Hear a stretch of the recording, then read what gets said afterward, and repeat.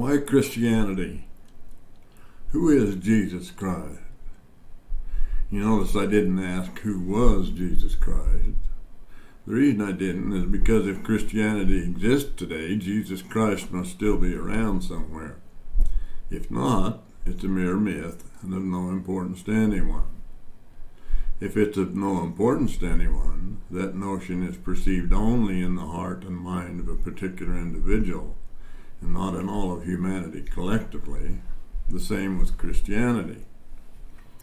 I recently heard a man say that Jesus Christ was a benevolent dictator. I've never heard a clear definition of what a benevolent dictator would look like, but I think it's an oxymoron. That was probably his point, but it's worth thinking about. I don't know how it's possible for benevolence and dictatorship to exist in the same package. The very foundation of Christianity is individual freedom, not dictatorship. Some proponents of freedom have a tendency to step over the line, following the path of another oxymoron that could be called free agency and how to enforce it. Some civil leaders tend to dictate to some while advocating freedom for others. Agency is a principle of the common law. Enforcement is a civil matter. When the United States of America was formed into a unified new republic, the Constitution and the Bill of Rights were based on the Christian principles of freedom and the personal responsibility of individual citizens, not the government. Jesus clearly taught the principles of individual freedom and personal responsibility when he walked the earth for a brief moment in time 2,000 years ago. He never taught dictatorship. Think about it. If a man cannot be responsible for his own choices and actions, how can he stand before a judgment seat of any kind, even a local court, and take responsibility for anything?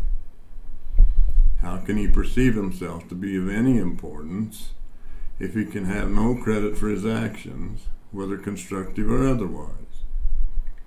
The freedom to choose for oneself is the foundation upon which Christianity and the Constitution of the United States of America are based. Anything less is chaos.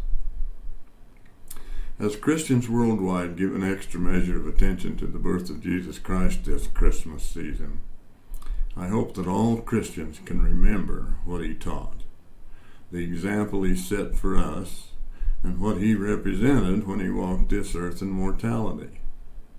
And perhaps more importantly, right now, as chaos and confusion become more prevalent in the world, that he still represents us today. I also hope that all Christians realize without a doubt that Christ is still around, and that he's still in command of this world that he created, not as a dictator, but as a leader of a free people. As written in 2 Timothy 1:7, it's good to remember, quote, God did not give us the spirit of fear, but of power and of love and of a sound mind, end of quote. Keep your courage this season. Be generous and charitable. Prepare for things to come.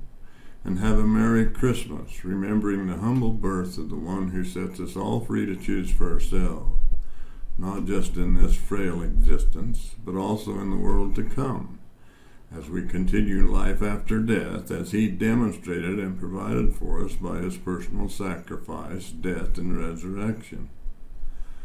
Follow the leader, not the dictator, and choose to be self-reliant and responsible for yourself and for your family. It's a good thing. This is Ike Pickett saying so long for now. Have a great Christmas. I'll see you again soon.